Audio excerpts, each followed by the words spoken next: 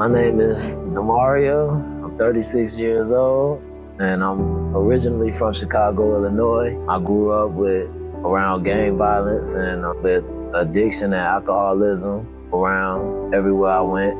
And it wasn't healthy, but I grew up a Christian, and eventually I just fell into that alcoholism, going up and down in my life. On my life circumstances before ATC, I was in jail, facing prison time, being away from my son because of a situation that had happened that caused me to almost have prison time for 6 to 20 years. And that was a mistake in my life. So I know I called out to God and I sought out for him, prayed a lot, and he answered through ATC. What ultimately led me to ATC was I didn't want to come here at first, but eventually I had a book, and I was reading on it, and one of the chapters was talking about surrendering to God, and I was going through a hard time inside of there, so I had to learn how to surrender, and I called ATC and made the decision. What stood out for me in Adult Teen Challenge was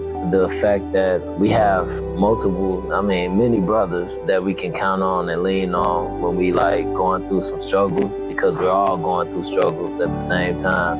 And it's just the fellowship and the unity here, but also the pastors. The pastors are great. And it's 5 different pastors with 5 different styles. So that's what I like most about Adult Teen Challenge. My relationship with God has grown tremendously. Here you actually learn how to have an intimate relationship with God. You learn how to worship him and just be all in and surrender into whatever that he wills you to do, because you have nothing else, distracting you like TV or a phone or, something else that's bothering you at work. You just it's a whole time to focus here. That's what I like. How this whole experience have impacted me in Adult Teen Challenges. Basically, I didn't know what I was coming into, but I know they say, a lot of people say I talk a lot, but I guess it's a gift of encouragement. And I see that I encourage a lot of people, but it's not just me encouraging other people, it's other people encouraging themselves. So that is a major thing that has changed in my personality that I see, and I just want to be an example for anybody that walks to know me. So one time that I feel like God was working in my life while I've been here was a time that I was just struggling with knowing that if I was really meant to be here. And God can give you a divine encounter out of nowhere, and that's exactly what he did. I prayed to him and asked to show me a sign, and not only did he show me a sign, but he showed me a sign of one of my friends being a pastor that I didn't even know, and he was a pastor at a church for 10 years. So that was cool. Worship was a vital part in my growth here. Without the worship songs, sometimes you can be in your head, and those worship songs can help you defeat those feelings of doubt.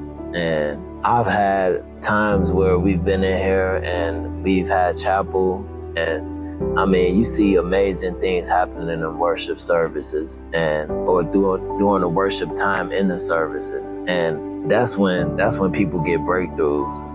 I've gotten slain in the spirit during that time. So, it's cool. It's cool. My plan right now, after I leave here, is to just be with my son and be a good father in the home, and just train him up, and allow him to see a better father, a better version of me.